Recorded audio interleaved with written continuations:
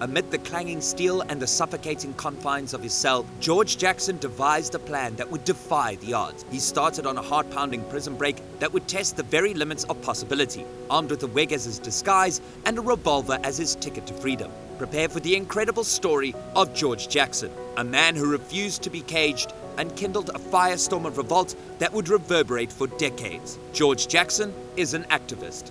George Jackson, September 23, 1941 to August 21, 1971, was an American author, activist, and prisoner. Jackson became involved in a revolutionary activity and co-founded the prison group Black Guerrilla Family while serving an indeterminate sentence for stealing $70 from a gas station in 1961. In 1970, he and two other Soledad brothers were accused of the death of correctional officer John Vincent Mills in the aftermath of a prison riot. The same year, he wrote Soledad Brother, George Jackson's Prison Letters, a hybrid autobiography and polemic aimed for an African-American readership.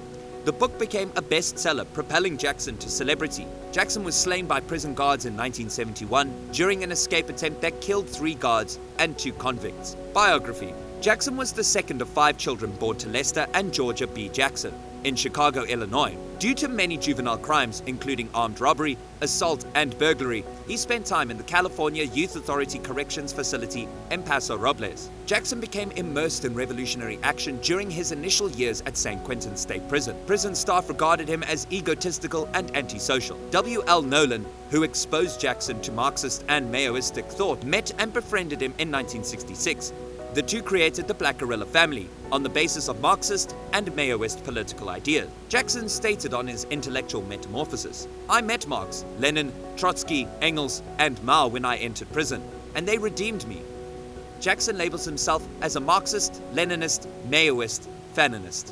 In his 1972 book, Blood in My Eye, Jackson's jailbreak at San Quentin occurred against a backdrop of rising tensions and violence within the prison system. San Quentin, in Marin County, California, was well known for its terrible circumstances and overcrowding. The jail had gone through a particularly turbulent phase in the months preceding up to the breakout. In the months preceding up to the escape, tensions and violence escalated at San Quentin prison. The prison circumstances were terrible, with overcrowding worsening the problem. These issues led to inmate discontent and a combustible atmosphere within the prison walls. The incident of the San Quentin 6 on August 21, 1970, the San Quentin 6 event occurred. 6 black inmates, including George Jackson, attempted to flee the adjustment center, a maximum security facility of the jail. Overpowering guards and capturing hostages were parts of the strategy, but it ultimately failed. The ensuing fight between convicts and prison officials resulted in 3 deaths and 3 survivors, including George Jackson being charged with murder. George Jackson had grown in stature during his time in prison. He possessed extreme beliefs and passionately pushed for African American rights. Jackson was heavily influenced by revolutionary theorists such as Karl Marx and Frantz Fanon, who saw the jail system as a weapon of racial oppression that needed to be abolished. His book, Soledad Brother, The Prison Letters of George Jackson, earned international acclaim, solidifying him as a symbol of resistance to the prison industrial complex. Tensions and riots. Tensions within San Quentin reached a boiling point in the months leading up to the escape. Deteriorating living conditions, racial hatred, and perceived injustices within the institution all led to inmates' discontent. The prison often struggled to maintain control during a series of uprisings that erupted in early August 1971. George Jackson's address. George Jackson was imprisoned in the Adjustment Center, San Quentin Prison's highest security section, on the day of his escape, August 21, 1971. This facility held the most dangerous inmates who possessed major security hazards. Jackson's presence in this facility shows that the escape attempt was hatched within the prison's most secure sector. Alleged collusion and smuggling. George Jackson's lawyer, Stephen Bingham, allegedly assisted with the escape attempt. Bingham allegedly snuck a handgun and ammo to Jackson on a routine visit, disguising the weapon within a cassette recorder. The precise method used to smuggle the weapon inside the facility is unknown.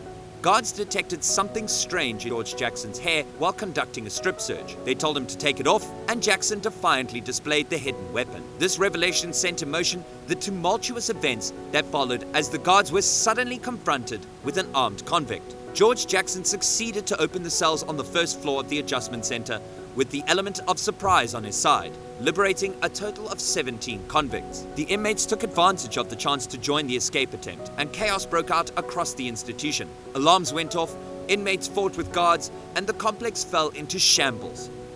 The Declaration of George Jackson. In the midst of the chaos, George Jackson yelled a remark from Vietnamese revolutionary leader Ho Chi Minh, stating, "The dragon has come." The declaration acted as a sign of defiance and unity with other oppressed populations around the world, displaying Jackson's revolutionary mindset. The details of the ensuing events of the breakout, including the gunfire between the escapees and prison authorities, are not included in the released transcript. As a result, George Jackson and the other escapees' fates remain unknown. Escape from prison and death. Jackson met with attorney Stephen Bingham at San Quentin Prison on August 21, 1971, to discuss a legal action he had filed against the California Department of Corrections. Following the encounter, Jackson was being escorted back to his cell by Officer Urbano Rubiaco, when Rubiaco detected a metallic object in Jackson's hair, subsequently proven to be a wig, and ordered him to remove it. Jackson then drew a Spanish Astra 9mm pistol from beneath his wig and announced, "Gentlemen, the dragon has come," referring to Ho Chi Minh. It's unclear how Jackson got the gun. Bingham was cleared of charges that he smuggled a gun to Jackson after living as a fugitive for 13 years before returning to the United States to face prosecution. Jackson directed Rubiaco to open all of the cells, and he and several other inmates overcame the remaining correction officers and held them hostage, along with 2 other inmates. Officer Gia Graham, Frank DeLeon, and Paul Krasnus, as well as 2 white convicts, were killed and found in Jackson's cell. Rubiaco, Kenneth McRae, and Charles Breckenridge, 3 additional cops, were also shot and stabbed, but survived. Jackson and another inmate and close friend of Johnny Spain escaped to the yard after locating the keys to the adjustment center's exit, where Jackson was shot dead from a tower and Spain surrendered. 3 convicts were acquitted and 3 were convicted: David Johnson, Johnny Spain, and Hugo Pinnell. The 6 were dubbed the San Quentin Six after their imprisonment. There is evidence that Jackson and his outside allies had planned to escape for some weeks. 3 days before the breakout attempt, Jackson revised his will, transferring control of his legal defense fund and all royalties to the Black Panther Party. On August 28, 1971, Jackson's funeral was held at St. Augustine's Episcopal Church in Oakland, California. In popular culture, several renowned artists and entertainers have made works in Jackson's memory or based on his life. In Paris, France, the avant-garde jazz group Art Ensemble of Chicago, members of the Association for the Advancement of Creative Musicians, recorded and published the album A Jackson in Your House. In 1969, Bob Dylan released a non-album single titled George Jackson about Jackson's life and death. The song reached number 33 on the American charts in January 1972. The 7th tune on the Blues Scholars' 2011 album, Cinematropolis, is dedicated to Jackson and mentions the Soledad brothers. The opening stanza of the Joan Baez spoof song, Pull the Tregros, from National Lampoon's 1972 album Radio Dinner, is about Jackson and his attempted prison escape. George Jackson's prison break, with only a wig and a pistol, is a monument to the unbreakable resolve of a man seeking freedom. He staged an escape that challenged the imposing walls of San Quentin via persistence, cunning, and sheer daring. Jackson's story not only reveals the depths of his hunger for freedom, but it also demonstrates the power of human resilience in the face of seemingly insurmountable odds. His jail escape is carved in the history as a reminder of the lengths people will go to reclaim their freedom and confront tyrannical forces that want to restrict them. George Jackson's courageous act will be remembered as a symbol of defiance and a tribute to the human spirit's constant pursuit of liberty. Thanks for watching. Please hit that like button and subscribe to our channel if you want to watch more videos like this.